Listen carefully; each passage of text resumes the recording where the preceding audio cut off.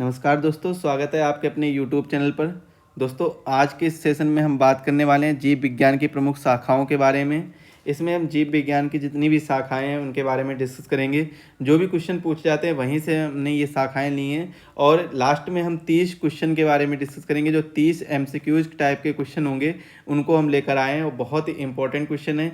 जितने भी आपके ये क्वेश्चन दिए गए वो सभी PYQ हैं, प्रीवियस ईयर क्वेश्चन हैं। जो आपके UP PCS और UP RO ARO में क्वेश्चन पूछे गए हैं वही क्वेश्चन मैं लेकर आया हूँ। तो वीडियो को अंत तक जरूर देखिएगा और चैनल पर नए हो तो चैनल को सब्सक्राइब करिए, बेल आइकन को प्रेस करिए जिससे वीडियो की लेटेस्ट अपडेट मिल जाए। स्टार्ट करते हैं। सबसे पहले देखेंगे जूलॉजी। विभिन्न प्रकार के जंतुओं का विस्तृत अध्ययन क्या कहलाता है? जूलॉजी कहलाता है।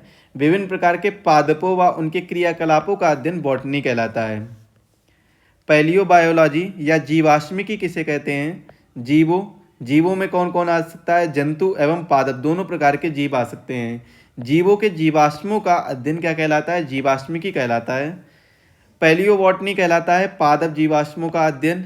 इकोलॉजी कहलाता है सजीव पर उनके चारों ओर के पर्यावरण के प्रभावों का अध्ययन इकोलॉजी कहलाता है।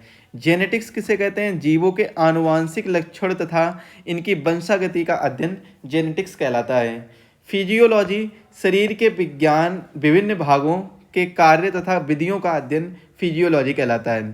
पेडोलॉजी मृदा निर्माण, मृदा के प्रकार इत्यादि का अध्ययन क्या कहलाता है? पेडियोलॉजी कहलाता है या पेडोलॉजी कहलाता है। जेरेंटोलॉजी मनुष्य में वृद्धावस्था एवं काल प्रभावन के सामाजिक, संज्ञानात्मक, मनोवैज्ञानिक तथा जैविक पहलुओं का अध्ययन जेरेंटोलॉजी कहलाता है। इथोलॉजी मानव सहित सभी जंतुओं के व्यवहार का अध्ययन इथोलॉजी कहलाता है। बायोनिक्स जैविक जगत के गुणों सिद्धांतों के प्रयोग द्वारा आधुनिक उपकरणों व आभ्यंतरिक तंत्रों का निर्माण करना बायोनिक्स कहलाता है। बायोनोमिक्स कहलाता है जीवधारियों का उनके वातावरण के साथ संबंध का अध्ययन करना। मायोलॉजी कहलाता है मनुष्य की पेशियों का अध्ययन और मैमोलॉजी कहलाता है स्तनधारी जंतुओं का अध्ययन। बायोनॉमी किसे कहते हैं? जीवन के नियमों से संबंधित अध्ययन। और बायोमेट्री किसे कहते हैं? गणित व सांख्यिकी की तकनीकों द्वारा जीव विज्ञान का अध्ययन बायोमेट्री कहलाता है। फ्रेनोलॉजी कहलाता है मस्तिष्क के विभिन्न भागों का अध्ययन और क्रियाशीलता तथा विक्षिप्तता का अध्ययन कहलाता है। एंथ्रोलॉजी फूलों का अध्ययन एंथ्रोलॉजी कहलाता है। एग्रोस्टोलॉजी कहलाता है घास से संबंधित अध्ययन। पेलिनोलॉजी कहलाता है विभिन्न प्रकार के परागरणों का अध्ययन और ऑन्कोलॉजी कहलाता है कैंसर से संबंधित ट्यूमर का अध्ययन। टेरेटोलॉजी कहलाता है शारीरिक विकास में आने वाली असमानताओं का अध्ययन और कॉन्ड्रोलॉजी कहलाता है उपास्थि से संबंधित अध्ययन। ऑस्टियोलॉजी अस्थियों से संबंधित अध्ययन। सेरोलॉजी कहलाता है रुधिर सीरम का वैज्ञानिक अध्ययन। हिमेटोलॉजी रुधिर का अध्ययन।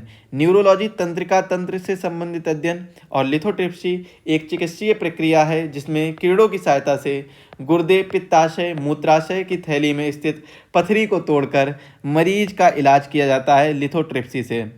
पैथोलॉजी रोगों की प्रकृति, लक्षणों व कारकों का अध्ययन पैथोलॉजी कहलाता है। और पैरासिटोलॉजी में आता है परजीवों जीवों का अध्ययन आता है।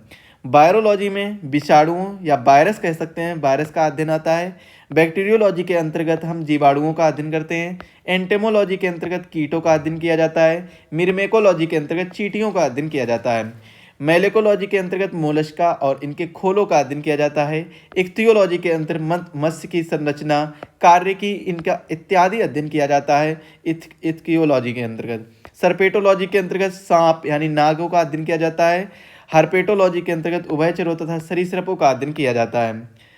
ऑर्निथोलॉजी के अंतर्गत पक्षियों का अध्ययन किया जाता है। डर्मेटोलॉजी का अंतर्गत त्वचा तथा इसके रोगों का अध्ययन किया जाता है। ट्रोफोलॉजी के अंतर्गत पोषण एवं पोषण विधियों का अध्ययन किया जाता है। प्रमुख शब्दावली और संबंधित उत्पादों के बारे में चर्चा करेंगे जिसमें प्रमुख तौर पर जितने भी हैं जो क्वेश्चन आते हैं उन्हीं के बारे में लेकर आए हैं। तो सबसे पहला है एपीकल्चर।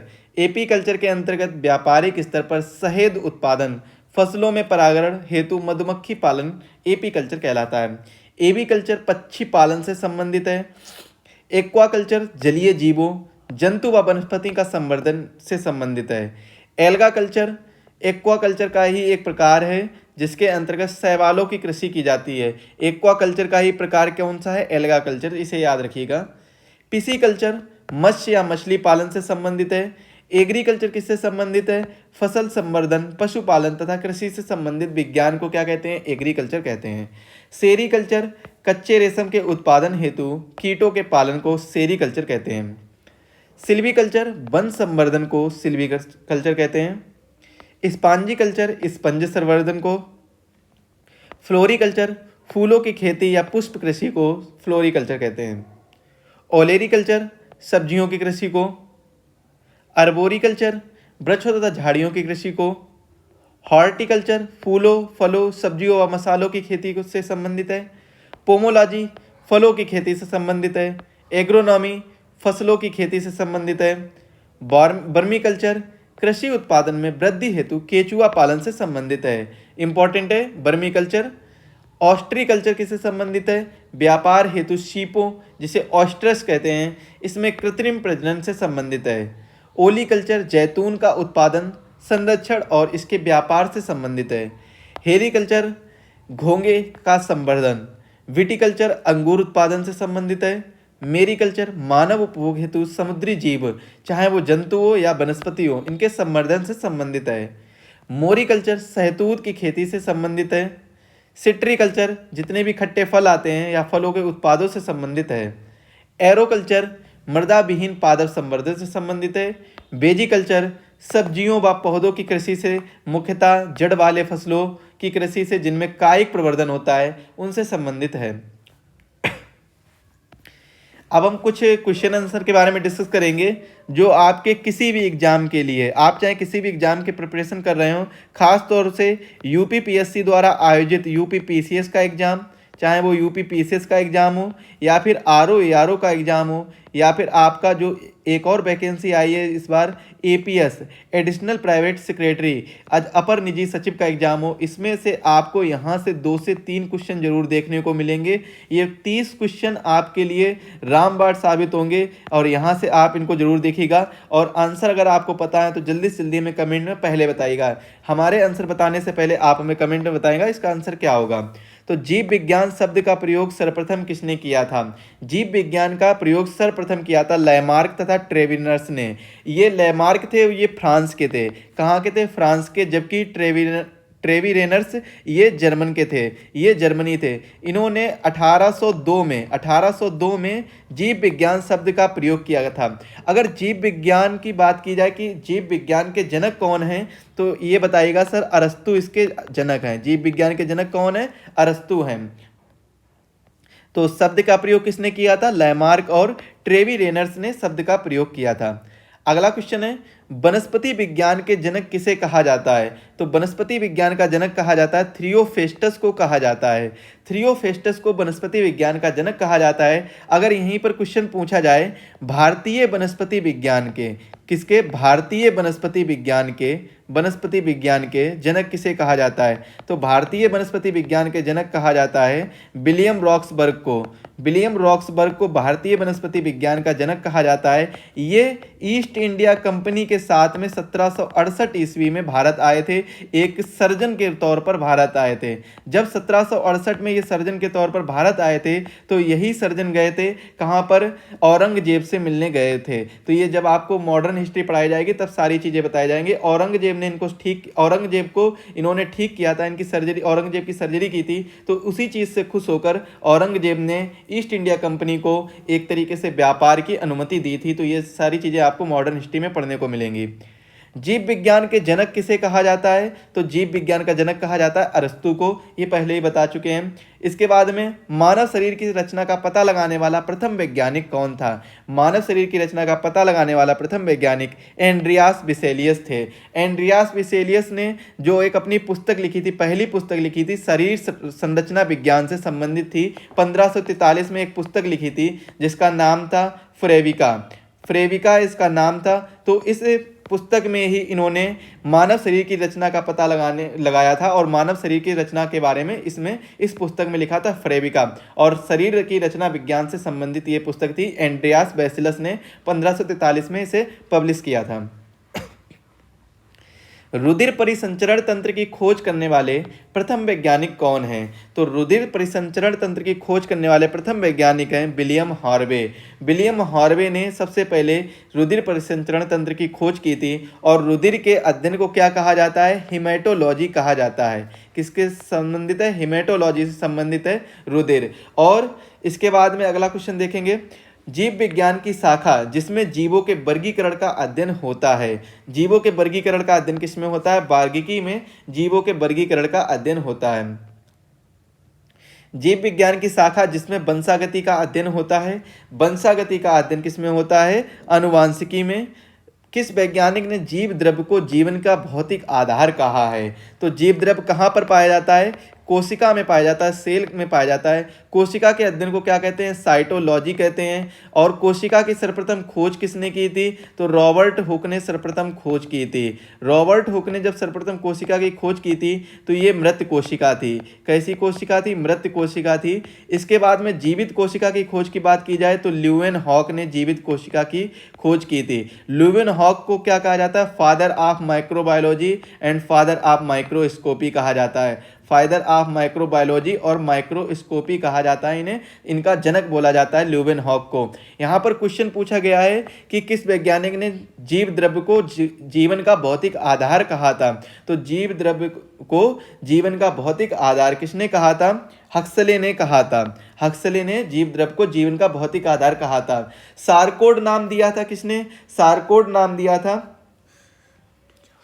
डुजार्डिन ने। डुजार्डिन ने सारकोड नाम दिया था। और जीव द्रव्य की सबसे पहले खोज किसने की थी?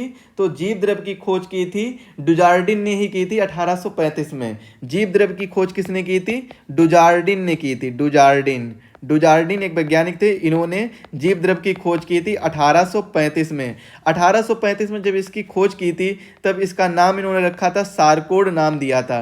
क्या नाम दिया था? सारकोड नाम दिया था। जबकि इसका नाम, जीव द्रव्य का नाम पुरकिंजे ने प्रोटोप्लाज्म बोला था। जीव द्रव्य का नाम किसने बोला था? पुरकिंजे ने। तो ये भी चीज आप याद रखिएगा, इंपॉर्टेंट है। पुरकिंजे ने नाम रखा था प्रोटोप्लाज्म। कोशिका शब्द का प्रयोग सर्वप्रथम किसने किया था? तो कोशिका शब्द का प्रयोग सर्वप्रथम किया था रॉबर्ट हुक ने। रॉबर्ट हुक ने 1665 ईस्वी में मृत कोशिका की खोज की थी और कोशिका शब्द का प्रयोग किया था। कोशिका के अध्ययन को क्या कहते हैं? साइटोलॉजी कहते हैं, पहले ही बता चुके हैं। और इसके बाद में जो जीवित कोशिका की खोज किसने की थी? ल्यूवेन हॉक ने की थी। और पुरकिंजे ने, यहाँ पर पुरकिंजे होगा, पुरकिंजे ने क्या किया था? पुरकिंजे ने प्रोटोप्लाज्म दिया था। जो कोशिका में पाया जाता है जीव द्रव्य, उसका नाम रखा था प्रोटोप्लाज्म। इसका नाम क्या रखा था? प्रोटोप्लाज्म। अगला क्वेश्चन है, वातावरण व जीवों के संबंध के अध्ययन को क्या कहते हैं? वातावरण व जीवों के संबंध के अध्ययन को पारिस्थितिकी कहते हैं। कोशिका सिद्धांत किसने दिया था? स्लीडन व स्वान ने कोशिका सिद्धांत दिया था। कब दिया था? 1839 में दिया था। जीवाश्मिकी के अंतर्गत अध्ययन किया जाता है। जीवाश्मिकी के अंतर्गत अध्ययन किया जाता है जीवाश्मों का और अवशेषी अंगों का अध्ययन किया जाता है। मत्स्य पालन का अध्ययन होता है। मत्स्य पालन का अध्ययन होता है, इक्तियोलॉजी से संबंधित है मत्स्य पालन। डेंड्रोलॉजी का संबंध है। डेंड्रोलॉजी का संबंध किससे है? तो वृक्षों के अध्ययन से डेंड्रोलॉजी का संबंध है। वह खोज जिसके कारण मेंडल का नाम प्रसिद्ध हुआ है, तो यह खोज थी आनुवांशिकी के नियम। आनुवांशिकी का नियम किसने दिया था? मेंडल वैज्ञानिक ने दिया था। इसी के कारण ये प्रसिद्ध हुए थे मेंडल। जीव विज्ञान में वर्तमान शताब्दी की सबसे अधिक महत्वपूर्ण खोज है। सबसे अधिक महत्वपूर्ण खोज कौन सी है? जीन सबसे अधिक महत्वपूर्ण खोज है। स्वस्थ मनुष्य के रक्त में प्लेटलेट्स काउंट कितना होना चाहिए? 40,000 से अधिक होना चाहिए। जैव विकास के प्राकृतिक वर्ण मत का प्रतिपादन किया था, तो ये किया था डार्विन ने किया था। शरीर पर हार्मोनों का प्रभाव होता है। शरीर पर हार्मोनों का प्रभाव होता है। विभिन्न अंगों के प्रकारों का समन्वय। जीव विज्ञान की कौन सी शाखा पौधों व जंतुओं दोनों के लिए प्रयुक्त होती है? पौधों व जंतुओं दोनों के लिए प्रयुक्त होती है वर्गीकरण विज्ञान। चिकित्सा शास्त्र के जनक कौन हैं? चिकित्सा शास्त्र के जनक हैं हिप्पोक्रेट्स। हिप्पोक्रेट्स चिकित्सा शास्त्र के जनक हैं। आधुनिक वर्गीकी के जनक हैं। आधुनिक वर्गीकी के जनक कौन है? Carolus Linnaeus. कैरोलस लीनियस आधुनिक वर्गीकी के जनक हैं और इन्होंने इस सिद्धांत को प्रकाशित किया था अपनी एक बुक में जिसका नाम था सिस्टेमा नेचुरो। सिस्टेमा नेचुरो नामक इनकी एक बुक थी, उसमें ही यह सिद्धांत प्रतिपादित किया था। तो ये चीज़ भी आप याद रखिएगा। अगला क्वेश्चन है, जंतु विज्ञान जिसे क्या कहते हैं? जूलॉजी कहते हैं। इसका अध्ययन करता है, अध्ययन कौन करता है? जीवित व मृत जानवरों दोनों का अध्ययन किया जाता है। फूलों के अध्ययन को क्या कहते हैं? फूलों के अध्ययन को कहते हैं एंथोलॉजी।